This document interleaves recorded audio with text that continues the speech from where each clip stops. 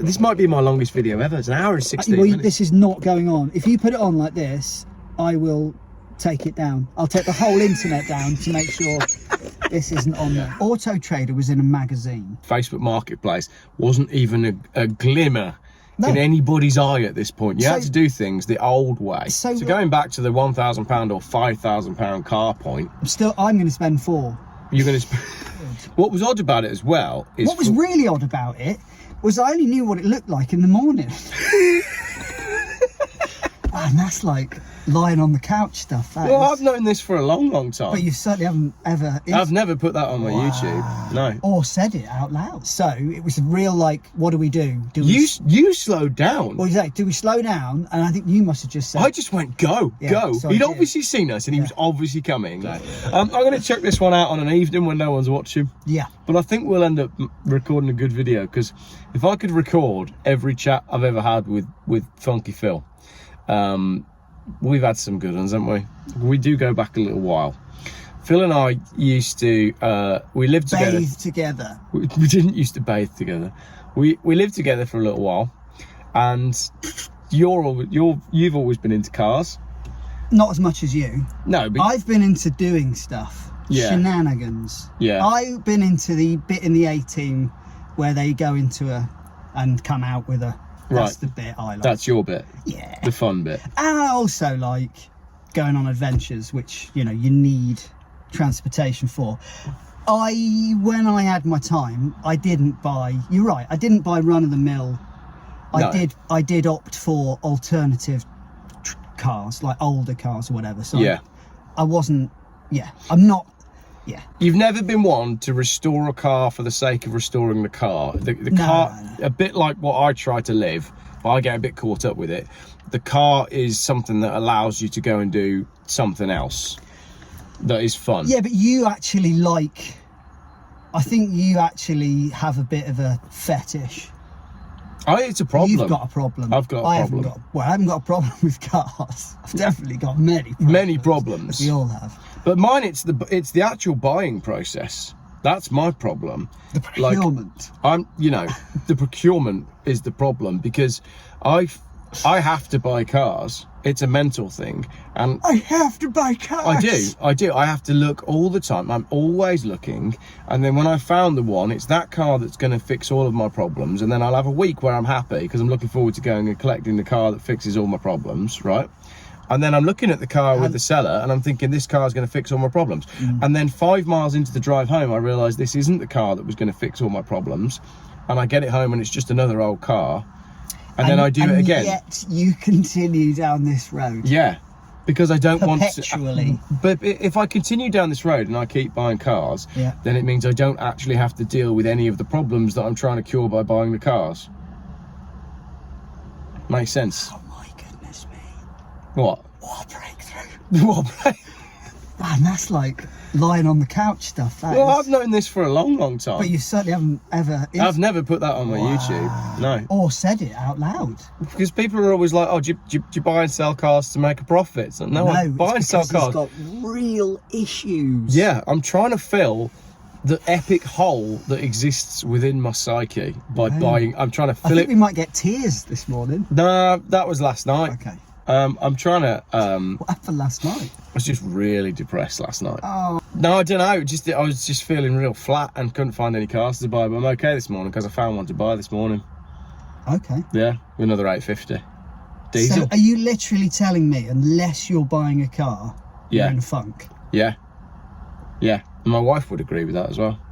I'm only happy in the bit where I've found the car that I'm going to get and 5 miles into owning that car. That's my window of happiness. What happens?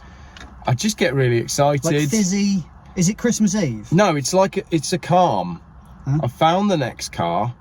I know when it's coming. So you're sorry to interrupt. So you've gone from a low spot to just... I'm just talking sort of addict. Yeah.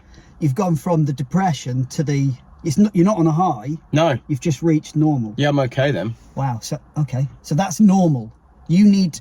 So buying the car, or the process of, is normal. That's to normal. How do you get the high then? Or do you never get... So we don't need to talk about that. Cocaine. Let's not go there. No, I just find that the high, and this is the problem with growing up, right? Mm-hmm. The highs are less and less as you get older. It's easier to get, and I'm not talking narcotics, it's easier to have highs when you're younger. But maybe that's because you're young, free and single, and everything, the world feels like it stretches out in front of you like a giant blank canvas. Maybe it's because that, like, I'm going to say something cliche, there's more opportunities when you're young, but I mean because you haven't done them yet. Yeah. So as you've done them, you've now, you know, reduced the amount of things there are to do. Yeah. And you start repeating, and that's maybe that's it. Yeah. So you need to find something new to do every day.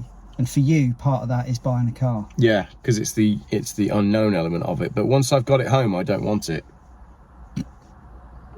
It's a problem, isn't it? Yeah, it's a good job it's not women. Well, I've done all that, but I've finally settled with one that works. Imagine that. Yeah. No, I've always been like that. Have you? Yeah. Moving from one thing to the next to try and fill a hole that is. Until tomorrow. And you don't know this, do you? No. Until tomorrow, I just keep moving on. Yeah. That's the Littlest Hobo. Is it? Yeah, that's you, basically. Yeah, but you're a little hobo than me. I might need to calm it down a little bit. That's an 8-minute introduction to what I think is now going to be a long video, but we had some revelations within those 8 minutes. Well, yeah. Can we talk about cars? Yeah. Right.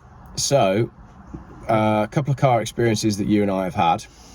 You bought a Volvo Amazon and you came around my house. I don't think we'd known each other all that long at that point. Your Volvo Amazon I thought was the coolest thing in the world, and I've got a photo. I think it probably was one of the coolest things in the world. Yeah. It wasn't just a Volvo Amazon, was it? Because I've owned one since, and it was nowhere near as good. There was something about that one Yeah. that you bought. Yeah. Didn't you go miles to collect it? Market Harbour. I actually bought it at night. For £1,000. Something like that. It was cheap. It might even been 800. It didn't have an interior. Yeah. It had seats, but it was spare steel inside. Yeah. And it was night, and it was dark blue, the vehicle, and it had a roof that was patinaed with rust. Yeah.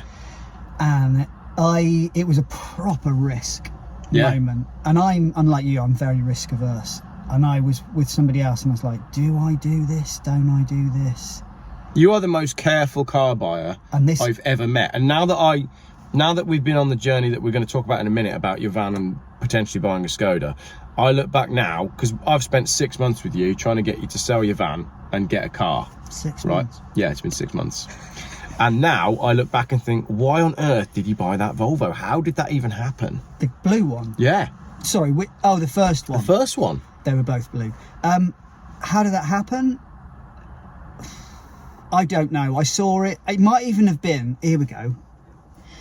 I meant to talk to you about this. Once upon a time, there wasn't I'm speaking to the choir here. There wasn't Auto Trader online. Yeah. Auto Trader was in a magazine. Can we also just say, for people that are watching, just to clarify, Facebook Marketplace wasn't even a glimmer in anybody's eye at this point. You had to do things the old way. So, like, we presume, I don't know whether we do, but nowadays, you can buy anything from anywhere. Yeah. There was a time when you bought stuff from, like, it was like a few miles radius from around where you lived. I'm realising the internet existed when I bought the Volvo, and it probably was bought. But I wanted to talk about this other thing. And the catchment for your advert, when you were selling a car, was like your local area. Your county at best. So the availability of what, to people was far less. And also, I don't know how that worked with pricing things.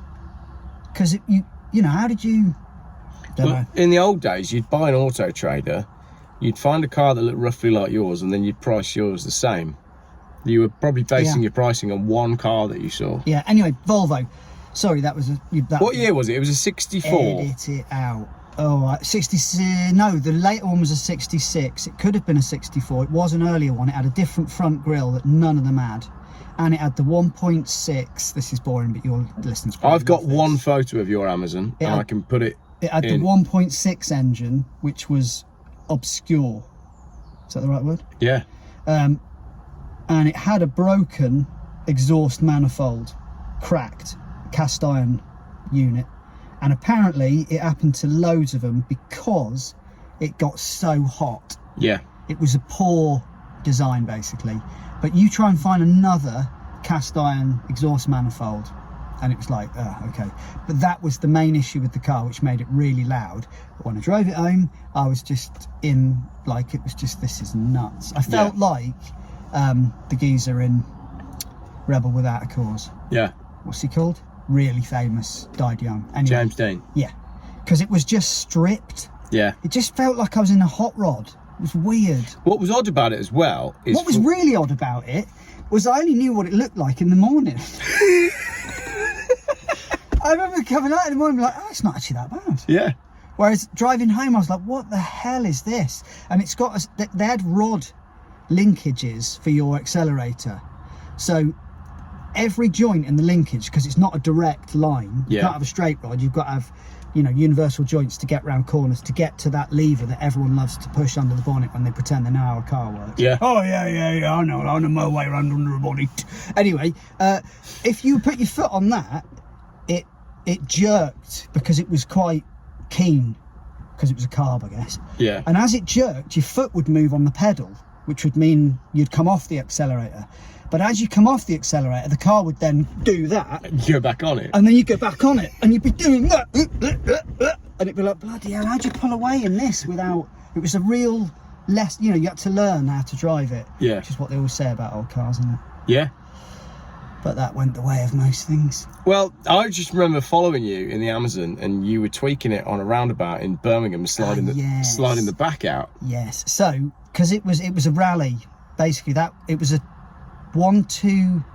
122. There was P in it, they call it, whatever. 22S. Yeah. So it was the sports version, which is why it had the 1.6. I can't remember, mate. It's too long ago, but it was cool, and I took it out for a spin and went on quite a long journey, and it was the best journey ever in it.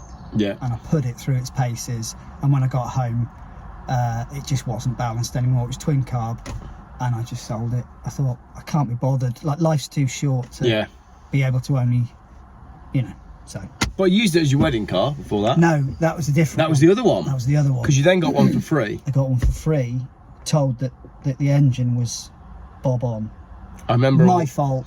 It probably was bob on, but I didn't empty the fuel tank before I started it, and it stood for years, and I think I just pulled crap through it. But I remember the battle that you went right. through trying to get that car to run right. Yeah, and then I sold it to someone and just got my money back, I think. Yeah. The Caddy. Boring. Oh, the Caddy. The Caddy. I've recently talked to somebody about the Caddy. Yeah. And I agree with you. The reason it was great is because it was fast. So... But it wasn't illegally Let fast. me introduce it, because Yeah. there's some stories on the Caddy, and then I want to talk about you jumping my Peugeot 306 over that bridge while I was drunk in the back.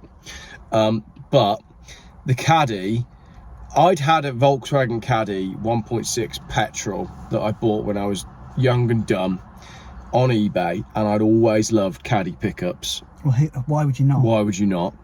And then it was, I think... Boxing Day. I'd not long moved into our house in the Green, Acock's Green, for those of you that know it. Lovely place. And you sent me a link. It's probably Boxing Day. I was at home with my family, my parents, and you sent me a link to this. I didn't send you a link. Did I find it? Yeah. It was on a forum, wasn't it? I think you led the whole thing. It was on a Volkswagen forum back when you used to go on car forums. Yeah. Because it was pre-Facebook. Yeah. And it's in Sheffield somewhere, or Barnsley, was it Derby? It was in the hills. It was somewhere up north where people had accents. And it was a 1.8 GTI engined Caddy, and it looked rough, didn't it? And we probably drove up in my car. It was, yeah, it had a 5-speed gearbox, but those of you know that the hole in the transmission tunnel is only big enough, do they call it the gate, I don't know, for 4-speed. Yeah. And because on the 5-speed, your reverse is off one end and your fifth is off the other end, you're adding on. So you could either get reverse or you could get fifth. I remember this. And if you'd been in fifth, you were going to struggle to get reverse. But It was terrifying when you first drove it. and also there was I'm pretty sure it was really difficult to tell between first And reverse. and reverse, and you'd be at traffic lights. Yeah, you'd scare people because you'd pull off and Well, you'd it'd go green and you'd be like, oh my goodness, now I've got to try and put it in first. I'd forgotten all of this. And it's like, why is this so like And you're getting ahead, right? Sorry. So yeah, so we get up there to look at it. anxiety inducing? We get up there. It's 500 quid, which now just seems crazy for a GTI engine Mark 1 Caddy. Pay that, yeah. It's 500 quid. It's sort of It red. was a similar experience to buying that Volvo. It's like, are we going to get home? But I remember I got up there and I looked at it and I was like, this is not worth it. But £500 Really? I thought it was the other way around. No, £500 must have been a lot of money back then, because I remember looking at it and looking at the bed as well, which was almost rusted out. There was holes all in the bed, and I remember looking at it thinking, this isn't a good idea. But you were all like, it's great. And I think He let us take it for a test drive without him, I think. yeah, and that's the sort of thing that does it for me. yeah, Because it was just like, okay. and he was a Volkswagen guy. He had a bay window as well, and I'm sure I've got some photos of this. I haven't got many photos. Anyway, we buy it. You drove it home. Do you think he didn't think it was going to last very long? No, I think he knew exactly what it was and knew it was cool. Yeah, but why did he sell it for only 5? Because it was still cheap then, wasn't it? It wasn't cheap though, and it was rough. The paintwork was all over the place, and it Yeah, was but there's ones that are rougher. yeah. Maybe because things like the gearbox, Yeah. you've got to really find somebody that's stupid enough to take that on. Yeah, And we were. and it was Boxing Day, and you can get a cheap car on Boxing Day because Christmas is out of the way, Yeah, but it and you wasn't need like some cash. yeah, maybe he needed cash. So we bought it. Alex M.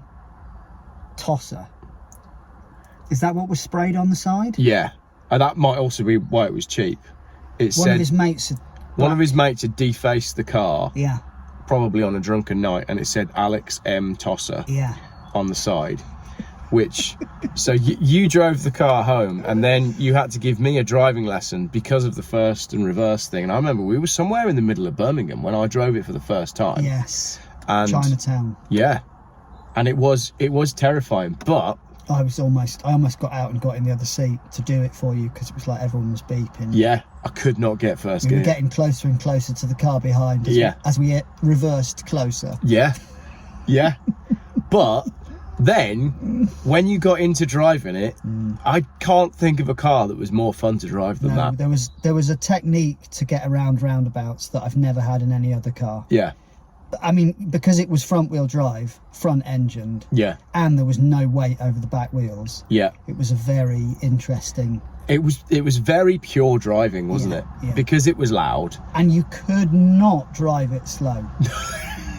You couldn't. So before we get on to remember the police incident, which I'm going to come on to in a minute. Mine. Did you have one? We both had one together. Hang on, I'll come on to it. I'm not sure I remember it. You will in a minute. So basically, it says Alex M. Tosser painted on the side, and then a few nights later, you were in a bad mood. No. You'd been in a mood about something. You brought it to work or something. Go on. I painted Angry Ginger Oh, on you it. did on On the bonnet. Yeah. And then you hadn't used it for work, and then I was planning on turning it into some like Birmingham Beach rescue thing, but we never did. So I painted one panel black, thinking that I was going to then sign right on top of that one black panel, and then me being typical me, I overdid it, and then I was like, oh, I've done half of it, I might as well carry on, and I carried on the rest of the truck. This is spray painting a truck on a domestic terrace Yeah, street with cars everywhere everywhere. with no prep, no. no masking. I'm so glad I was not there. Yeah, and spray cans from probably Poundland. Well, it's not that. It's like the overspray. Yeah, it would have Just been everywhere. blowing in the wind onto everyone else's cars. Yeah, not a great idea when I look back. Yeah. And then the neighbours 2 doors up said something like, "Are you going to change the colour on the V5 or something?" And we were just like, no. Hadn't even occurred. No.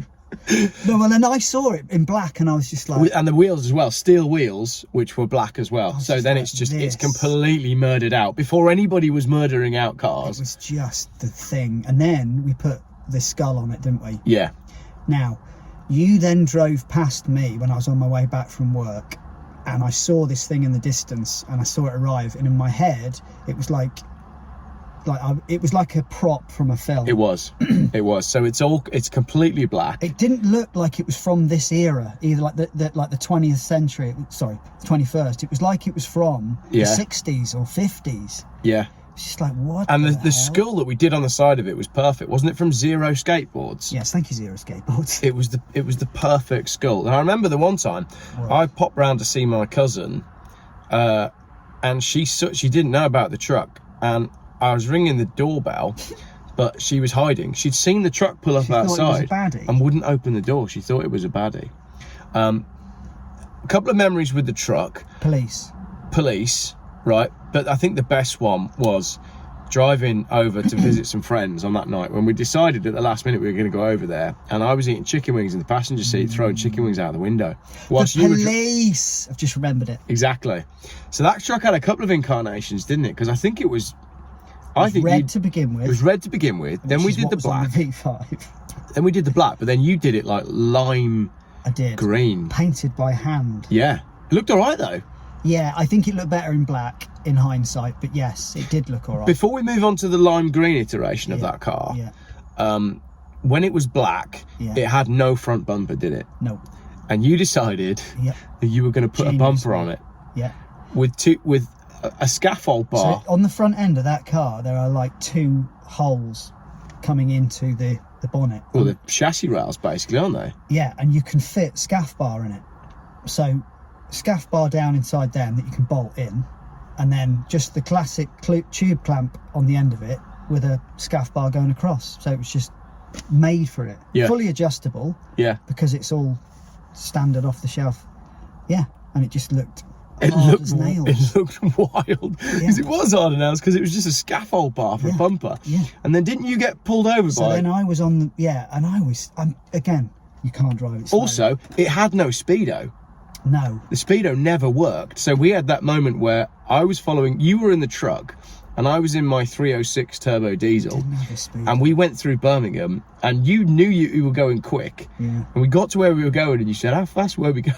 Well, the chicken wings night... And it was 3 figures. What? No. Yes, it was. No. Yes, it was. Don't believe it. I've never done 3 figures. There was... When we were doing the chicken wings incident, we had to go through speed camera zones. And it was just like, well, how the hell? Yeah. We must have been going through at like 15 mile an hour. Yeah. Just desperately not wanting to break the speed. Anyway, so scaffold bar, police incident for me, the first... So I'm hooning it along, and the next thing is there's blue lights, and I'm like, oh my goodness, so that's it. Yeah. That's it. Yeah. Because, there's a list of things that... And they pull me over, and no talk of speeding. Yeah. I think really they were just a bit... And at this point, it's black with the skull on the side, with the scaff bar on the front. Exactly. I think they were just like, what the hell have we just seen? Yeah. And the only thing he said was the fact that I'd turned the tow bar covered up the number plate. And that's all it was. D217 RBV, or it might have been D127 RBV, but if you've got our truck, we'd really like it back. Yeah. Especially if it's still got all the, the same engine and gearbox and whatnot. Yeah. Because if it hasn't, like you said, it's not about... It was just because it was fast. But and again, it was stripped out. Didn't it turn out that it was a police community support officer, and he walked around the car and he literally put his foot on the front scaff bar, being like, "Oh, this is nice." Yeah. And it was totally illegal. It was all of it. Yeah. No speedo. So then the next one was... Yes, the next one. You were giving the talk at church on the evening. You'd given the talk, right? Was I? Yeah. We'd gone over together in the truck. You'd given the talk. It'd be on like a Thursday evening on the other side of Birmingham. And on the way back, we were racing Ali Mac. Yeah, so Ali had a Sirocco. Yeah. Which had the same engine in technically, but didn't have... I think ours had a hotter carburettor. I'm not sure ours had a Weber. And would have been lighter. Hit ours? Yeah. Yeah, definitely. So we gave him a Raz. He followed on, and... We got to a roundabout. We got carried away. Yeah. And you got carried away. Yeah. You were driving. And saw a police car that would have seen us. In my memory, right, we flew across this roundabout. Yeah. Absolutely flew across the roundabout. So we're going around the roundabout, and I look down there. Yeah. Because that's the only other. There isn't one this side, and I can see a police car. And in my memory as well, we all made eye contact. And I was just like, well, that's that. So it was real, like, what do we do? You slowed down. Well, do we slow down? And I think you must have just said... I just went, go. So He'd obviously seen us, and he was obviously coming. So we just floored it. So you were like, calm down. And I just said, no, go. And then we floored it. Yeah. We hid the truck. We evaded. And then we just pulled off, and then pulled off again, and then pulled off again, and just parked up in a car park, and just doors closed, and just walked off to a pub. We hiked through a field and went to a pub. Yeah, and got into that pub feeling like the Duke boys. With grins all over our faces. And we probably waited there for beer. 45 minutes, an hour. And no one knew what was going on. No. Everyone else's life was just like, oh, how are you doing? Yes. Yeah, how are the kids? And we were just like... Yeah. We just broke the law! Fully adrenalised from that. We just jumped the river or whatever. Yeah. And we had the matching overalls as well. We weren't wearing them. No, we weren't at the time. But I'd been to a car show and bought 2 sets of overalls that said from No, King... you didn't. You've got to watch this, fella. That's not how the story goes. How did it go? We were in the rag market in Birmingham. Oh, we were. For some reason, because that's what you did. Yeah. And we saw them hanging up. And we couldn't help ourselves. And they were the perfect sizes for you and I. Which is impressive, considering you're sat on a cushion. I'm still sat on the coat. And that's me. Yeah. And so it was just like, get them. And they were dark green, and with King Lifting on. King Lifting being a company that does... We didn't know that. No. But they do cranes. Oh, right. And, so we used to wear matching overalls, racing around in this truck. Yeah. Just being like the Duke boys. Truck with skulls on the side. And matching overalls. Yeah. And... wreaking havoc. Because the other bit as well, going back way before this, when we first got the truck... I said I was going to take it home and clean the interior, because remember the interior was haggard, and I did. And you called me, like, what are you doing? I was like, I'm pressure washing the inside of the truck. Remember? And I was at my parents' house with the pressure washer inside. That's how it is, isn't it? Yeah. That's what you want. And every now and then I see a King Lifting crane going past, and it gives me a little glimmer of a very innocent time. Yeah, we chatted about this, didn't we, this morning? Just doing stuff, having fun for the sake of having fun. And while we're on that one as well, nobody does that anymore. No, they don't, because they can't afford to. No. But when there was a night when I'd had a couple of beers, so I decided to entrust my Peugeot 306 to you, and we were 4 up. There were 4 of us in that car, and I was in the back for some reason, so there must have been a female in the front. I think you probably said something silly like I wanted you to be sensible that night. No, you did not. I did. He'd done one of them things with the air filter that all the little kids do, you know. He'd been to Halfords. No, what it was I'd been on eBay and I'd bought... K&N or whatever. Shut up. It was a Pipercross Venom, right? It was a proper induction kit. Exactly. And Andy and I had spent all afternoon fitting it, because in order to fit it, we need to take out the original air filter and... Well, it was worth it though, wasn't it? The original brackets that the air filter mounted on. And we ended up with a piece of wood and a hammer knocking out the bracket at the bottom of the engine so we could fit this Pipercross Viper. It was a Pipercross Viper. There you go, people. Andy remember it. Google it. Anyway, we fitted this thing, and it must have been the same day. And I'd obviously done my usual thing, which was drunk too much. And you said something like, just push the pedal so you can... I mean, because it's a turbo diesel, it'd probably go or something. You could hear the induction. Yeah. So I had to go, and then lo and behold, we were going over a bridge. And we were airborne, right? And the suspension definitely bottomed out. We probably weren't out. Airborne, but it felt like we were. It felt like we were 6 meters in the air, 30,000 feet. And my ears popped a lot. At the time, I was just like, "What is going on?" I'm in the back of my own car, and it's in the air. Just one of those like absolutely quality moments. Anyway, we all arrived home safely. We did. Yeah. Yeah, we never got any real trouble or because you didn't in those days. No, I don't think, well, this is what I was wondering the other day. Not that I want to advocate for any of this. But Notwithstanding the fact that all of the things that we've described about driving those cars, you now couldn't do because of the low emission zone in Birmingham anyway. You'd have to pay for it. I was more wondering whether there might even be fewer police presence, you know, you can just do anything. Whether half of the stuff, yeah, I don't know. Anyway, let's not. What, these Probably days? shouldn't go. Yeah. You might be right. Yeah, like I was considering just buying a scooter. No, I don't want to. No, but I think I'm an upstanding citizen, me. I think, and I was thinking this on the drive here today, we've got to a stage now where particularly people from abroad, I think in countries abroad, they're now saying, if you go to Britain, it's a free-for-all and you can do what you want. Which is in line with what you ended up thinking then. So although we think we can't get away with it anymore, it's a mental change. We think that we can't get away with it, but you probably could. Not that I would ever do any, like, seriously, I would never do anything that was endangering other people. Yeah.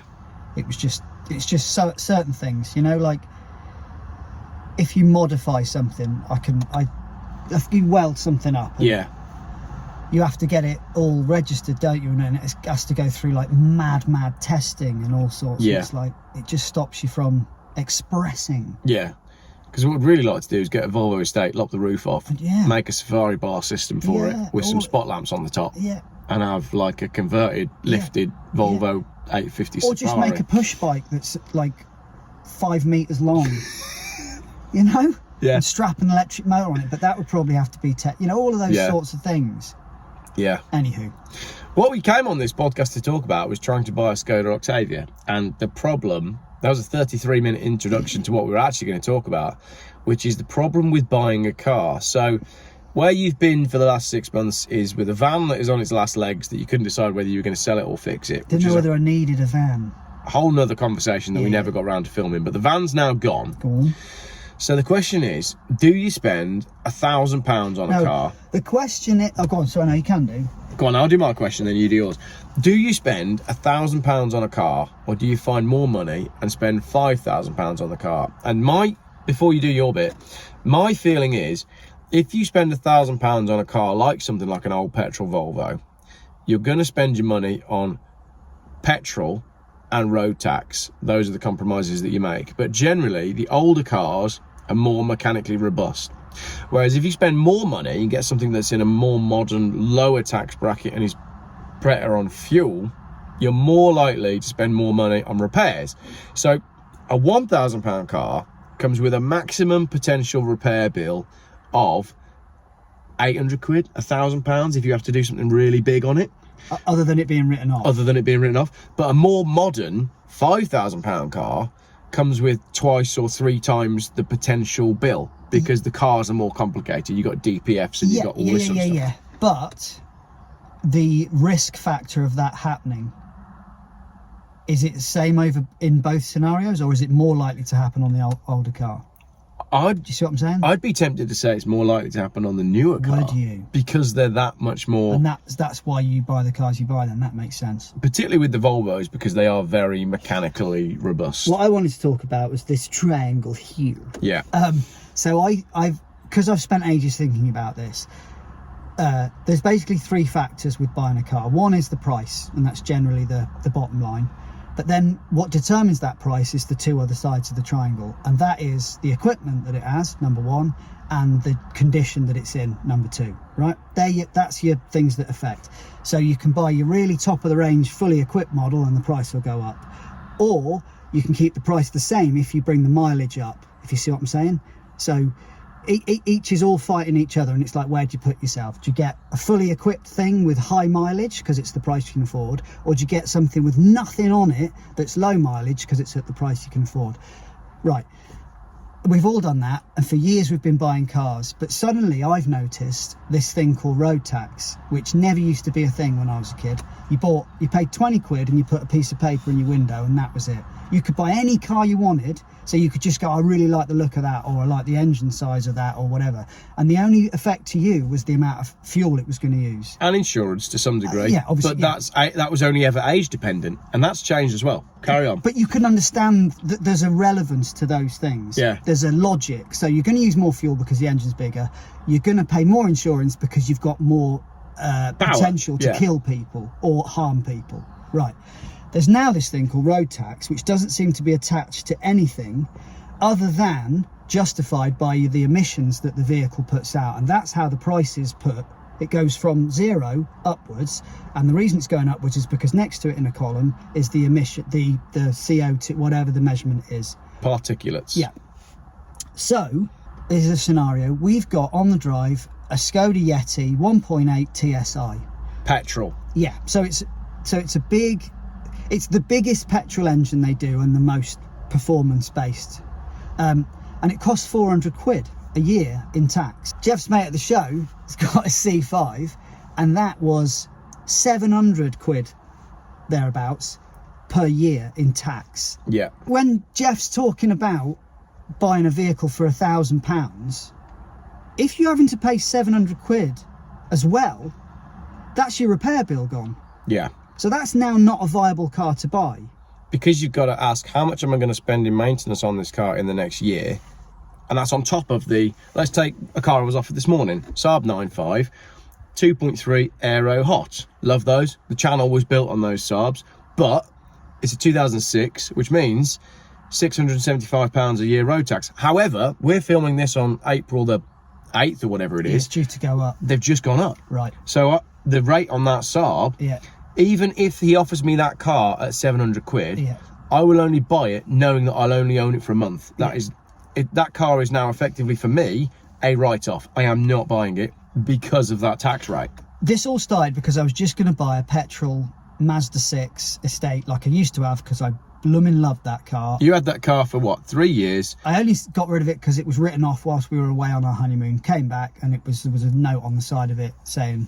So that was that. But I would have had it. I'd still have it now because it was bulletproof. Hit or parked on the road, wasn't it? No, yeah. But you pointed out that it cost 400 quid to tax it. And then I looked at that and looked at owning it for 5 years or more. And suddenly it's like, hang on a minute. This is like, especially when you can buy vehicles that are free, tax free, or 20 quid, 30 quid.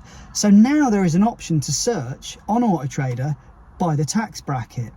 And what that does is it means that there's a huge swathes of cars that no one's even going to look at, and therefore will just go into landfill, even though they work perfectly well, because of this figure that exists that you have to pay in tax that doesn't seem to mean anything or go anywhere.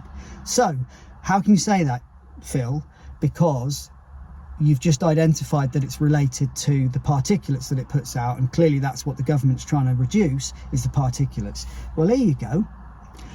Our Skoda, which costs 400 quid to tax, so it puts out loads of particulates, you can drive through central London in the ULEZ zone. So ULEZ free? Yeah. Yeah. It's £400. So that's in the... So, and also I can drive it through Birmingham free. And it's like, well, hang on a minute.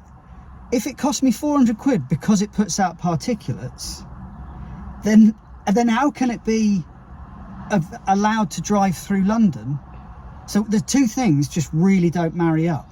And when you start comparing cars as well, you've got brand new cars with big, powerful engines. Oh yeah, that was the other thing. My neighbour walked past and said, I'm going to be buying a 3 litre. 6 BMW thing, and because I mentioned this and he was like, well, how's that? Because and that only cost me 20-30 quid. And it's like, right. So it's just so all it is a tax on old cars, isn't it? And they might as well call it that. So I'm a bit of an idiot, aren't I? We've already identified that I'll spend ages researching something and going into finest detail, and even though I've done it all, I just put my hands up and say, do you know what, I'll just buy the one that's cheaper in tax. They beat me. So because of confusion. It's like, let's just confuse you into a point where you just lie down and, you know, submit. So going back to the £1,000 or £5,000 car point, I'm going to spend 4.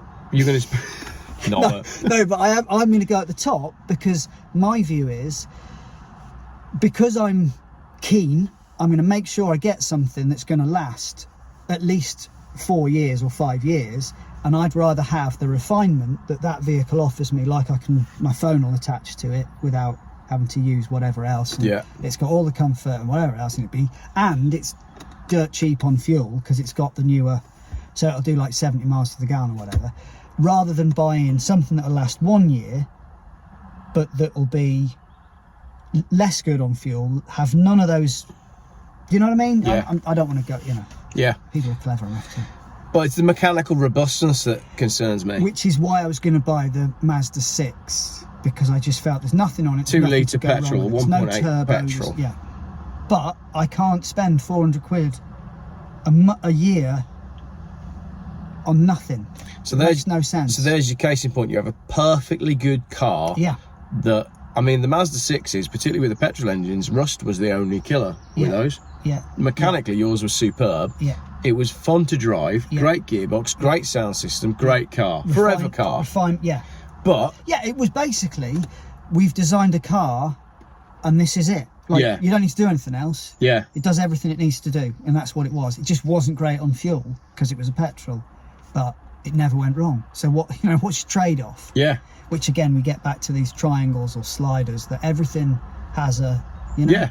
So 30 miles per gallon, but no maintenance throughout the year other than basic servicing and lots of tax. Or 70 miles to the gallon, your DPF is going to clog up, your EGR is going to cause you problems, the engine management light's going to come on, and all the stuff that goes along with the modern stuff, notwithstanding all the interior bits that are now overly complex, and you've got screens for this and screens for that, and all of that's going to fail as well. But if you want something that's simpler, it will use more fuel and cost you more money. Yeah. And I think there's a lot of people shopping at this £1,000 to £5,000 budget Yeah. that are doing this exact same thing with your triangle, which is not an Illuminati triangle. No, and just deciding to opt for, because it is. We're all talking about money, aren't we? Essentially, it's all about how much does it cost. Yeah, Because if you were to remove that, you'd just buy the older cars, wouldn't you? I think you would. Because they're more reliable. Yeah, and they've, you know, for people that watch the channel, they got more character. I took our Yeti, not wanting to bore your listeners, but I took our Yeti to our garage and we had. Hang on, before you do that, Yeah. I know you're about to say this. You had loads of problems with that Yeti when you bought it. So it's at what age is it? Well, then it's a 2010, Yeah. and it was 4 or 5 years ago. So I paid $6,500 for it. yeah, so that's a lot of money for a car. It was the most money I'd ever spent other than buying the house. Because you wanted it to be something that would last and be good. Yeah. So I bought the top of the range, fully equipped model, basically, other than it being a Lauren Clement. Anyway, and straight away it was burning oil. We were like, where the heck's all this oil? Took it back, did a load of Googling. Turns out that the piston rings wear, and also it wants oil that's incredibly thin, that just slips past, and then you just burn oil. What was the mileage? 60. See, even just the fact that you're talking about failing piston rings at 60,000 miles. So we had a new turbo fitted before I told him it was probably piston. New turbo, piston rings were done. I had the clutch done whilst they had the engine, all that sort of thing. And it's fine now. It actually doesn't use that much. It doesn't use any oil. I'm sort of like it's. Anywho, the point was that the guy in the garage said, this year of Vauxhall petrol engine, Volkswagen, sorry. Yeah. If you look at the official documents they say it's allowed to use, or it's okay if it uses that much oil per so many 100 miles or whatever. Yeah. And it was just a shockingly high level that they'd set it being allowed to at. Yeah. Really good English, great one for that. What we're saying is, modern engines are designed in such a way that it's acceptable for them to use an amount of oil that in the old days not acceptable we would have to thought use. This car needs to go to a garage. Yeah, so which is crazy. He was talking about a Transporter which had a similar engine. Yeah. And he said a trip to Scotland and back, you'd have to fill up the oil. Which is just nuts, isn't it? Yeah. So, why have I told this story? We were talking about how your Yeti has been great, but also has had a ton of work done at just 60,000 So I took miles. it to the garage, and the bloke said, loads of people are turning their back on modern cars now. Loads of my customers that have, and they're all just buying cars from this date to this date, and I can't remember which they were. Yeah. But ones that are fixed in a time slot when people made cars that. So clearly, that lasted. The mechanics are saying that. You know, they know that the modern stuff is rubbish. Yeah.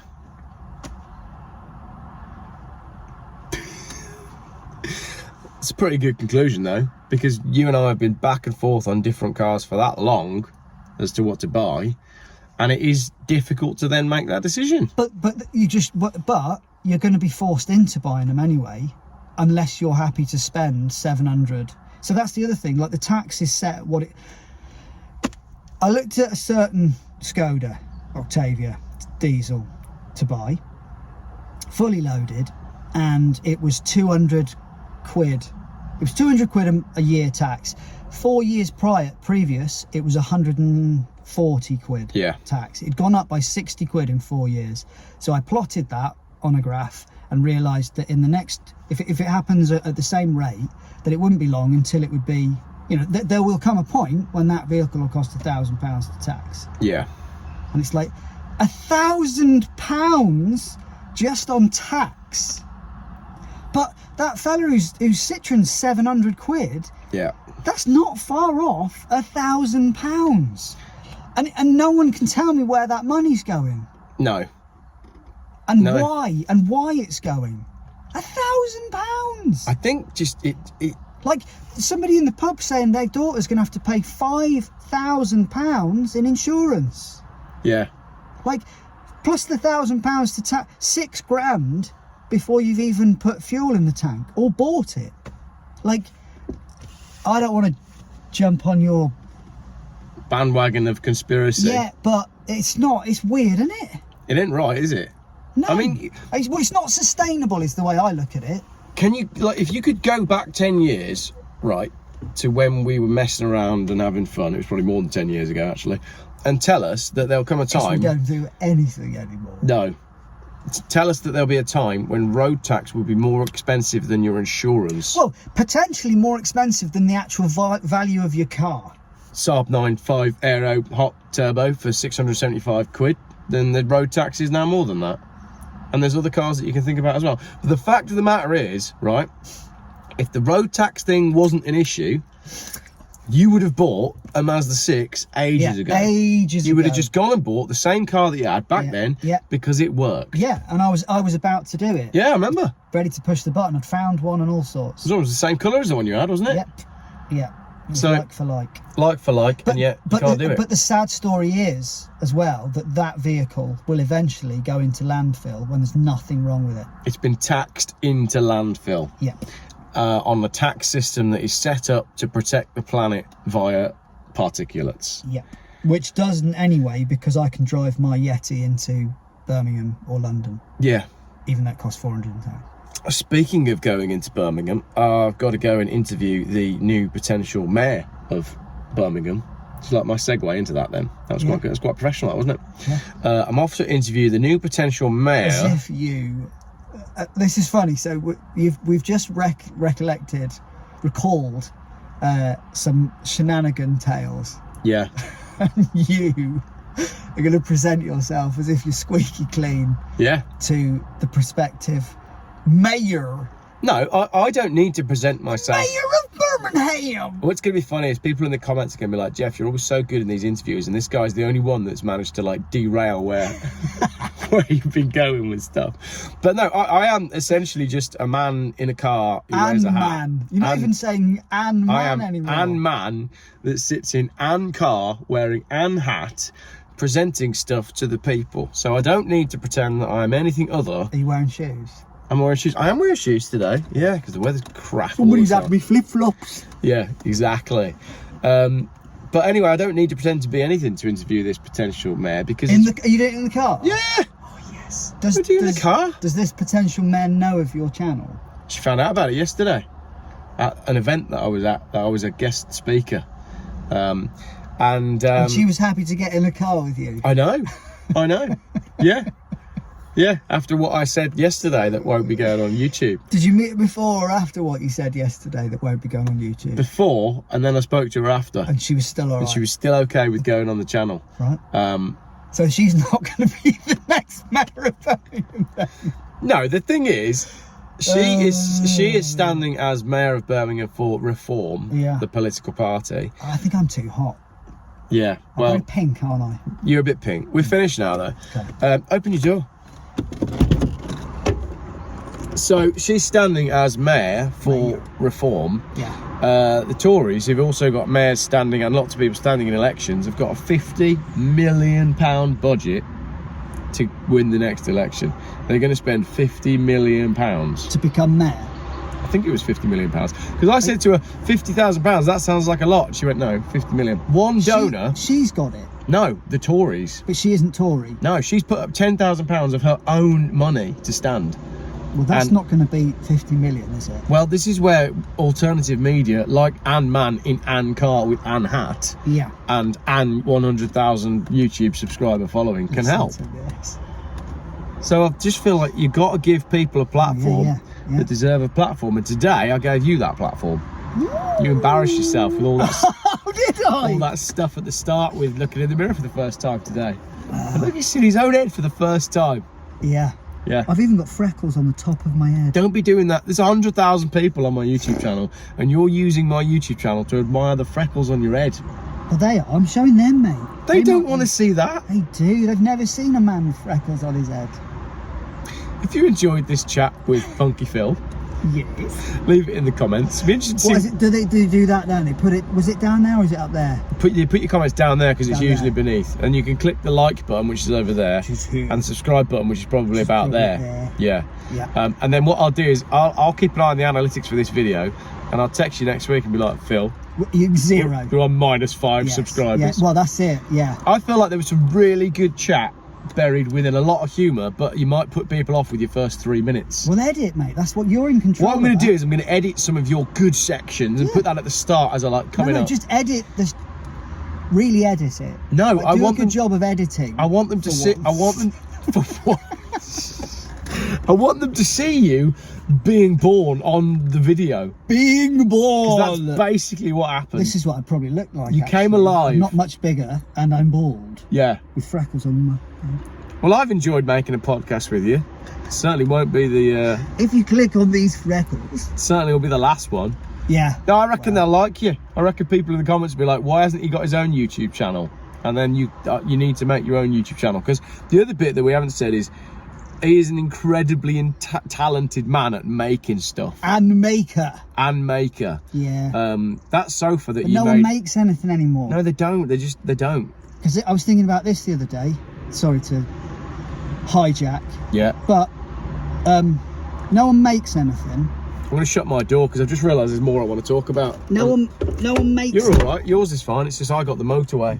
No one makes anything. No. So all anyone does is either work for a bank, work for something to do with computers, Yeah. or work for a supermarket. Because all that works nowadays is food. Like, people just need food to live. So supermarkets are doing really well ever since COVID, Yeah. and banks are doing well because they always will. Yeah. And on like Amazon's doing well. Yeah. But you try and get yourself a job in manufacturing. Yeah. Like, so yeah, I'm talented at making stuff, but no one makes stuff anymore unless you're Chinese. And if you do try to make something that is good quality and put it on the market, what will happen is it will be copied by someone that's making Exactly, it in which China. is what's happened with my stuff. So- Which I knew would happen anyway, but I thought I'd have a bit longer. Phil's business for a little while was making high quality welded Furniture. steel furniture. Yeah, Good quality stuff that will last forever. yeah. And everybody wanted for a while. I found my way into doing sink units, vanity units, and people wanted them. And then before long, the Chinese versions showed up in the high street, but the internet high street brands, and they were like half the price, and then that was it. But the other interesting thing on that was your problems with buying the sink unit, which again was something we've spoken about on the phone over and over. So the sink, I didn't make the basins, I just made the frame and sold the package. But the basins, I've had to reduce my offering by 4 products because the basins became obsolete. And Nobby here says, well, why don't you buy them from a bigger supplier then? Yeah, so my thinking, That's what he kept sounds saying, like on the telephone. This Yeah. is all an accent and a fake. So why don't you buy? So then I said to him, what, like IKEA? can I just translate that? I said Like to him, IKEA? why don't you go to the person that's supplying the sinks, who's clearly You got didn't low... say that. Because you're buying What two you or three... said was, why don't you go to a bigger supplier? And I said, what, like IKEA? And what I mean was... And then you were silent, just like that. But what I meant was... Oh, yeah, you're right, mate. If you let me talk on my own YouTube channel, right? What I meant was, why don't you try and buy them in bigger... Because I'm a big picture person, aren't I? Oh, yeah. And I'm like, why don't you buy 1,000 sinks? Yeah. Yeah. Well, but that, and then... Oh, right. Yeah, okay. Well, I see where you're pushing. Yeah. Because that is where all businesses go wrong, as far as I'm concerned. Because that's when you start employing people to manage 1,000 sinks, and then you need to buy a warehouse to store your 1,000 sinks. Suddenly you've got a business that's really big, and it's then led by turnover, and then you've got to sell a certain amount to just feed the beast, to be able to... Whereas I didn't want to do that. I wanted to keep it as just knobby here and just do single units built to order, and that way I haven't got to keep storing them, and I haven't got to keep stock of anything. I can just buy my materials in. And it was working.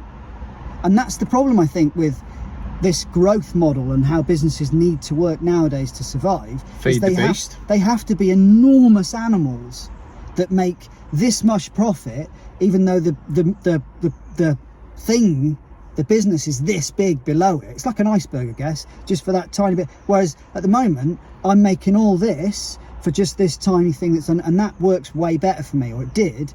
But no, I can't. I've got to find the new thing that will work that way round.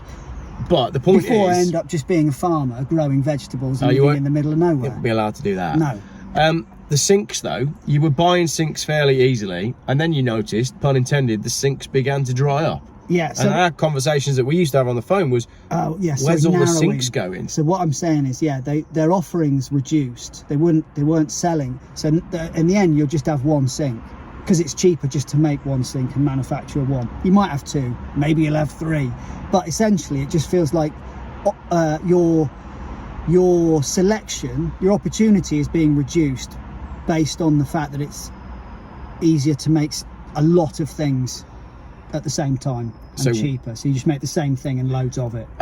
So what happened with that sink then is they made, pick a number, they made 10,000. Ikea bought however many of them, you bought however many of them. It was just Ikea. And now they're not making any more. No. You can't get that sink again. You can't get it. It does not exist. And if you wanted to commission one, you'd have to commission them to make 500,000 of them, or whatever it might be. And all of which were, wherever the sink's made? I've no idea. Well, the way, I don't want to talk too much about, because I don't think anyone cares, but the way Ikea works is it doesn't have one factory, it has loads around the world. Yeah. Maybe even loads in one country. And it just commissions. Well, Ikea's loads in one country. You say people don't want to know, but I think they do. I think if they're watching this far... A bloke I used to work with when I had a job working for another company used to produce a certain piece of furniture for Ikea, and it had to reach, it was his bread and butter bit of his business. Yeah. So he would have said, we'll sell this amount of time per week or per month to making stuff to sell to Ikea, and then at the other bit of time I'll make my own stuff, so, if that makes sense. But he had to work to very strict standards. Yeah. And it wasn't branded with his brand, it was branded with, you know what I mean? Yeah. So, but he was just a little company. It wasn't like he was, he didn't have Ikea written outside his factory. Yeah, but he was making the products for them as the bulk of what he was doing. But what's interesting as well is Ikea keep popping up as funders of stuff that isn't good. So a lot of, I won't touch too much on it because I know you don't like to talk about it, but like C40 Cities, for example, which is this organisation in London, and a lot of these non-profit organisations that have a lot of influence on what's going on in the world, when you look into who's financing them, Ikea is one of these names that keeps popping up. Right. For what? What's their? I don't know. No. And they do a lot of bad stuff with claiming that they're making stuff out of renewable wood, when then it turns out that it's really not, and there's spy cameras, and then the spy cameras all get kicked out and everybody gets beaten up, and there's a lot of weird stuff that goes on with Ikea. And how much of that is like, when your business gets that big, is it inevitable that you end up there? So we drove up to Ikea the other day, and I had a moment where I was on the way up the Teletubbies track as you go in, and there's cars coming in, there's cars coming out all the time. Yeah. So for cars to come out all the time, there's cars going in all the time. And it's like every single one of them cars, you could stand there with one of them click things and just go, right, well, the average spend is what? 30 quid to 50 quid? maybe should we say, I don't know what it would be. I'd wager that it's more. Click, and it's just like I'm just watching them going cha-ching, cha-ching. Like, it's just mental. It's probably the same for a supermarket as well, obviously. But conveyor belt businesses, just massive animals that have no.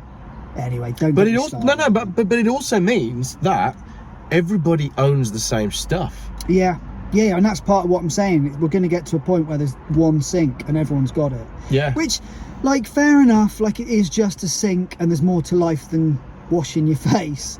But what happens psychologically when you grow up in an environment where everything is the same? Yeah. Do we then lose the artistic side of our expression, or is it emphasised more? I don't know.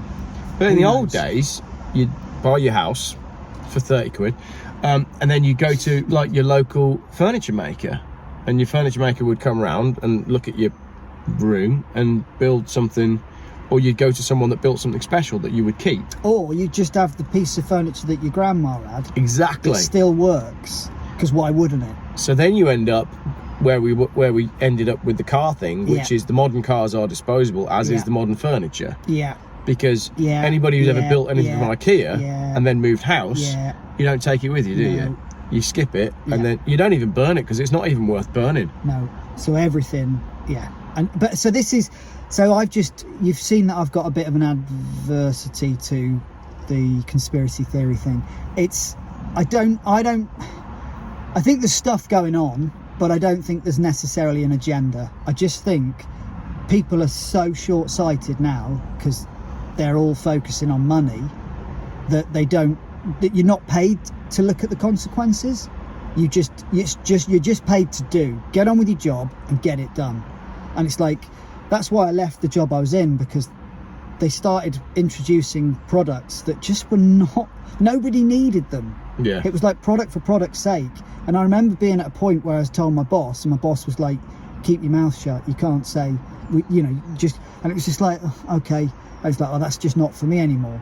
But the point is, I just think no one's really looking at the consequences of what's going on, because it costs money to look at the consequences, either to pay somebody to do it, or to wake up and not do it, and then that's going to cost you money. Do you see what I'm saying? Yeah. Like, money is so important that we are basically cutting our heads off. We're just killing ourselves for the sake of money. But because it's not instant, because it's not thinking of Monty Python with the what's your favourite colour? Green and blue. Because it's not like that. It's delayed, that decision of making money. No one's aware of the consequences, and so it doesn't affect me. So fine, I can get away with it. But inevitably, all it means is everything's out of control, and no one's really thinking of the future. It took me back to that Fear and Loathing quote there from the long monologue, where he ends up saying what the thing everybody's scared of is the fact that nobody's actually standing at the wheel. Yeah, and that's what I think. Yeah. That's how I feel, that nobody, that's a really nice way of putting it. Yeah, no one's in charge. No one's in charge. We're just all a bunch of kids trying to do what's right, but we've been programmed to believe that money is the way to succeed, and it just isn't. So where we'll end up is with the old adage of, when the last tree has been chopped down, people will realise that they can't eat money. The old Moai. So do you think that Rapa Nui, total collapse is the inevitable final destination of Western capitalism? I'm realising that I've said way too much, and I would have turned me off. I don't think people will have turned off. I think people will have. I think if they've got through you looking at your own face on my camera live on YouTube. I don't want to be labelled as a weirdo. I don't want to go to the pub and somebody say, I saw you on. No, you won't have seen it. No one will have seen it. And then I'm having to I'm just a normal citizen of this world, but I'd call you're a high grade citizen. But you're a high mentally functioning citizen. and a good one. So you're the sort of person that talks to people when you're out walking your dog, and you need that. But I feel like if there were more of you in the world, right, the world would be a much nicer. we wouldn't. No, let me finish. Yeah. If there were more of you in the world, the world would be a much nicer, friendlier place, but no one would get anything done. Exactly. That's what. Yes, and you wouldn't have technology like we have it. You'd have rudimental stuff. Yeah. And I think that's part of my, like, that's the bit I can't remedy. I've got another friend I talk to very keenly I have another friend that likes to point out that money isn't inherently evil, like guns aren't. Yeah. Which I get what they're saying. But I do think because we have gotten, I've always had this thing about business, because it's like Business. money makes the decisions. You use it as the thing. It's like scrapping a car. Do we scrap it or don't we scrap it? Well, how much is it more expensive to fix it? Therefore, so the money makes that decision.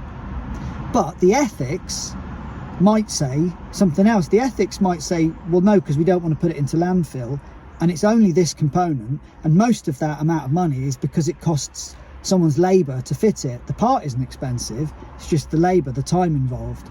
It's like you and me doing a fuel tank on a 417,000 mile Renault 19 next week, because I can't bear to let that car go to scrap. So it's like the money says scrap, but why is money making the decisions? That's what I'm saying. Yeah. Especially when all your listeners will know that it doesn't exist, does it? That's the other weird thing. Yeah, so it's not based on anything now. So you've got this thing that's making decisions that isn't even real. Yeah. Yeah, which is why I just want to run away, Joe, and live somewhere warm, and look at views, listen to birds, and have all of the basic things covered. But doesn't everyone wake up, stop being such a nonce, get on with it? Join the rat race. Join the rat race. Buy yourself a mug. Difficult to escape the rat race. Anyway, I need to go and interview a mayor. A mayor. I was thinking she's gonna. Is she funny? I don't know. What's the interview going to be like? Well, she's going to sit in this chair. Yeah, she's going to sit in that exact chair. She's going to sit on your couch. I'm going to ask. It's going to be funny to see if she's. Is she taller or smaller? Smaller. Yeah. Than Funky Phil. Yeah. The other thing we haven't talked about. Yeah. Well, I mean, we're an hour in. We might as well carry on. In the other video. Or should we give them like something to look forward to? Is that the thing? I don't know when this one's going to go out, because I'm going to have to edit it. Yeah.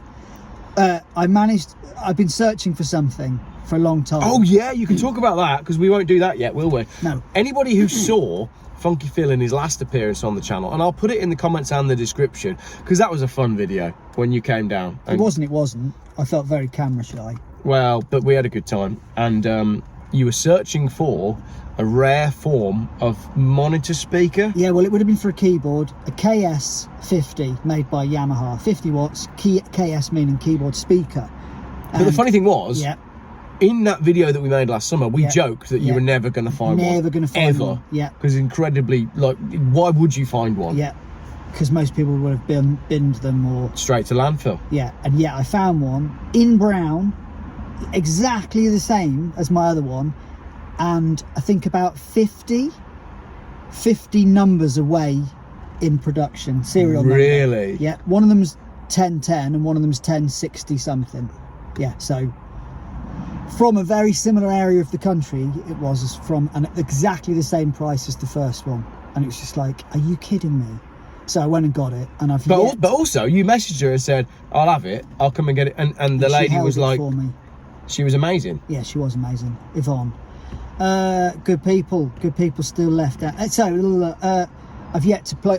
Why did you want it? I want to make a stereo pair. I'd only ever been able to listen to it mono, and I had it in the garden at times and was just like, this thing is phenomenal, like balanced, beautiful, flat, gorgeous sound. And I wanted to hear it as a stereo pair to see if it was equal as. Anyway, boring.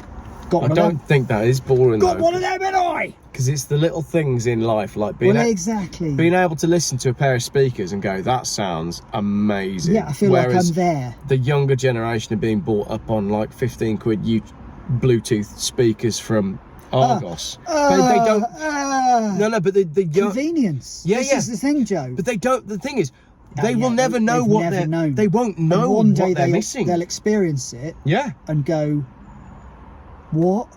But this is what my video was about this morning. I went round to so-and-so's house and they had this incredible... It's like, no, they didn't. They just had stereo. Yeah, they had it. Yeah, exactly. that we worked out years ago, but everyone went, no, convenience, because... Yeah. Like, my wife bought an Alexa, right? And it was like a little round one? No, it was like a tall round She bought one? it because it was like a Yoda Star Wars one, right? And the kids like it because they can call out what song they want and it plays it. Does Yoda's mouth move? No. But the audio quality is terrible, and obviously I've hidden it. Because that's secondary. Because I'm refusing to have an Alexa in the house. My mate had one of them, and I would describe it not as terrible, as offensive. Yeah. The sound quality is offensive. Yeah. It's offensive to your ears. Yeah. And therefore your brain. But the kids these days, they won't know because that will all offensive. But it's the same with freedoms, and it's the same with culture, and it's the same with politics and where we're at in life. You get to a stage where all the people that remember how good stuff used to be have died off, and all the younger people are left and they've no idea. Yeah. And one day, someone will go into an abandoned house and there'll be a record player. So this is the other part. And they'll switch it on. This is the other part of my beef. That's it. So I bought a clock the other day with a mechanism and all that, and believe it or not, I didn't know how a clock worked. So I opened the back up and I can see the pendulum moving the cog, and the tick, tick, tick, tick, tick is because a cog's moving. That tick is the sound of metal on metal as a cog ticks round. And it was like, wow, that sound now isn't annoying. It's actually really cool because in my mind I can see what's happening inside and I get what this whole thing is about. And it's like, that's what you're saying. And we used to use the phrase, didn't it? Runs like clockwork. We've moved so far on from where we started that people don't know now, not even how the thing works that they're currently working on, but the thing that fits inside the thing they're working on. So yes and no, 0 and 1 in your silicon chip. Like, silicon chips are so full of that yes no option.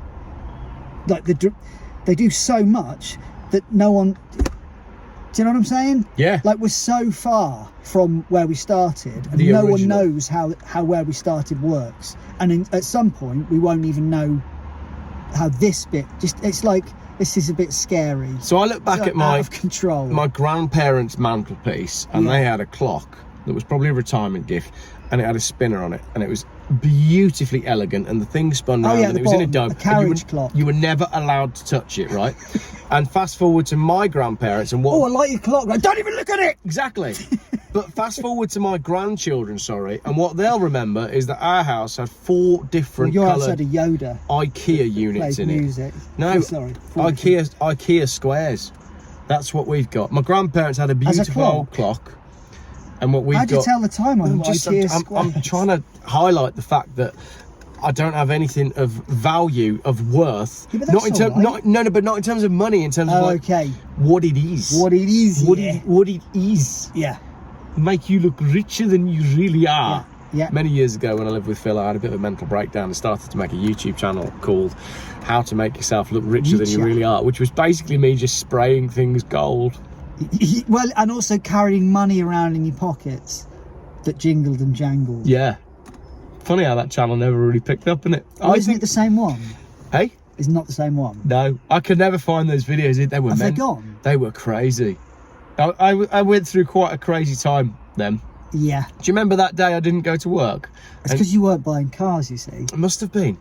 I got a job. Now you're fine because all you have to do is buy a car every day because that's normal. And I can decant all my crazy onto my YouTube channel. That's why a lot of YouTubers are crazy, because it's like they've found a home to put all the stuff that was what you're saying is building up. YouTube is the solution to the mental health issue. I just don't think you should spend too long watching YouTubers because most of them are probably mental. Yeah. Yeah. Right. Speaking of being... Haven't you got to speak to a mayor or something? Yeah. Yeah. Shall I just get out here? Yeah, and I'll finish the video. Yeah. See you later. Go on, see you later. It's not where I live. You can walk out. No, I'm not going to do that. You're not going to get out? No. That was been a really good end to the video. No. All right. I'm not. Ladies and gentlemen, Cliched. you've been watching, I'm not quite sure what on earth you've been watching, but there was some good stuff in there. That's Funky Phil, I'm Geoff Buys Cars, and if you liked the video, we need a code word for if people made it. This might be my longest video ever. It's an hour and 16 minutes. This is not going on. If you put it on like this, I will take it down. I'll take the whole internet down to make sure this isn't on there. How are you going to do that? Oh, mate, ways and means. There's Just by ways. welding two pieces of metal together in a certain way. And that's the code word for if you made it to the end of the video. Just by welding two pieces of metal together in a certain way. Thanks for watching. End.